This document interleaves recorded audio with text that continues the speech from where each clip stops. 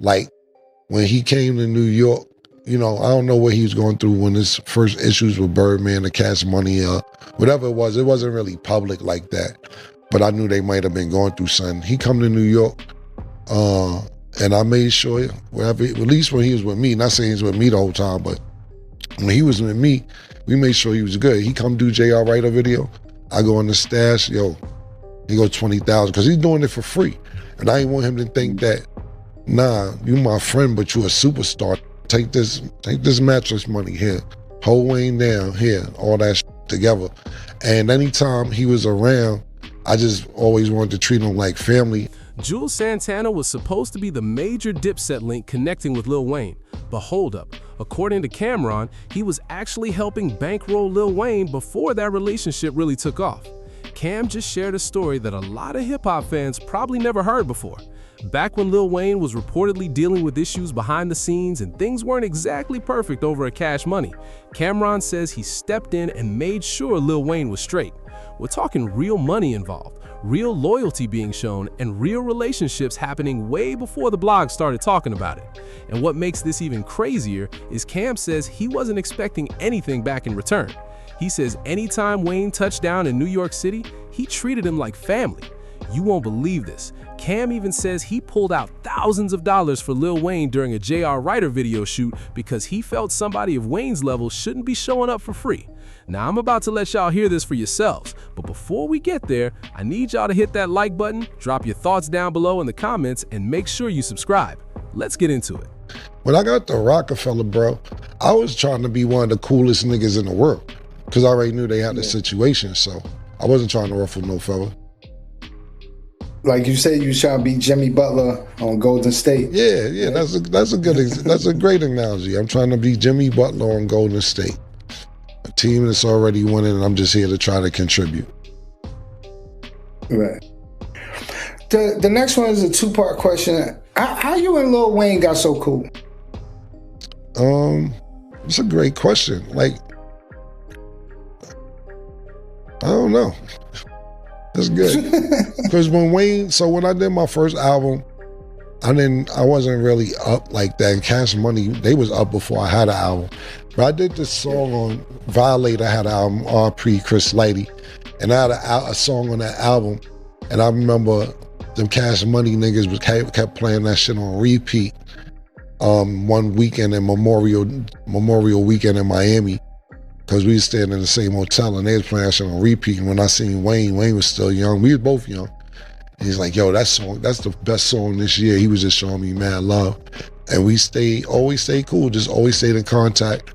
Like when he came to New York, I don't know what he was going through when his first issues with Birdman, the Cash Money, whatever it was. It wasn't really public like that. But I knew they might have been going through something. He come to New York, and I made sure wherever, at least when he was with me, not saying he was with me the whole time, but when he was with me, we made sure he was good. He come do JR Writer video. I go in the stash, he go 20,000 because he's doing it for free.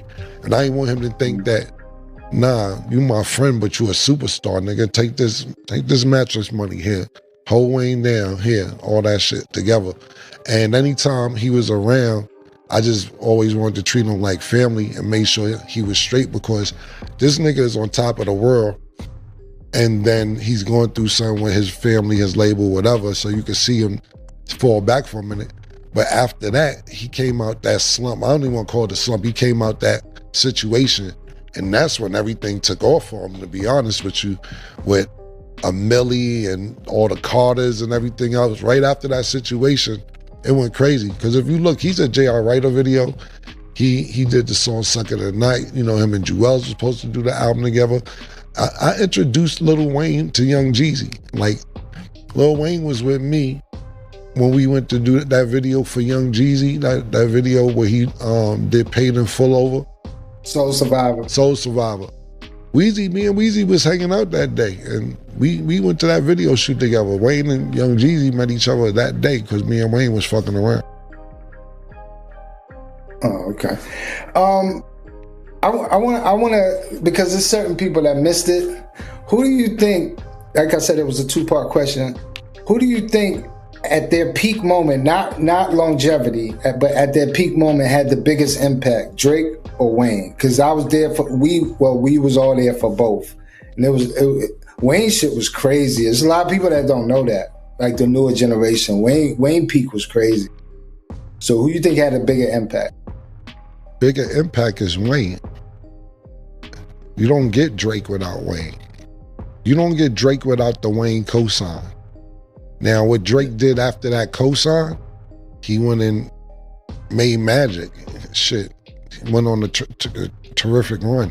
But what niggas is not realizing is that when you talk about Weezy, a lot of these kids is not young enough to know, not old enough to know what Weezy brought to the game. Weezy was the youngest nigga on Cash Money.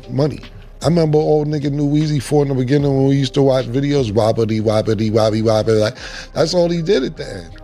Then came and found out he made up the phrase bling bling, because at one time Juvenile was running Cash Money. And I'm not talking about from New Orleans perspective. I don't want nobody Juvie, Baby Slim. I don't want nobody get mad at me, because I love all y'all niggas. Y'all know y'all my brothers. I'm talking about from a New York nigga not knowing y'all, looking at it from the outside, looking in, and it looked like, okay, the Baby nigga got the money, the Juvie nigga the main rapper. All right, who this Manny Fresh nigga? Oh, he do the beats. He just a dancing machine over there doing the beats, jumping around.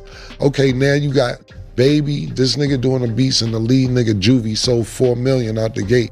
So now you got the other niggas where you got BG, niggas start liking BG. You get Turk, you get a few other niggas. And Wayne was like the youngest nigga coming up to where you like, all right, that's the little bro coming up and he gonna get to it. But he just kept working. And it's even when people was leaving Cash Money, other artists, he was the last one on Cash Money when BG didn't want to mess with them, Juvie didn't want to mess with them, and we know family go through shit. Listen, I'm the last one to talk about groups breaking up. I'm not talking about it. I'm just talking about the history of how Lil Wayne became that nigga. So niggas don't know Lil Wayne, like 14 years old to now, he's still doing sold out concerts. But everybody, most of the time, I can't say everybody, a lot of people need a cosign sometime. And it don't always work. Sometimes you get a cosign and they can be like, I don't care who you did a song with. I don't like you. Your shit is trash.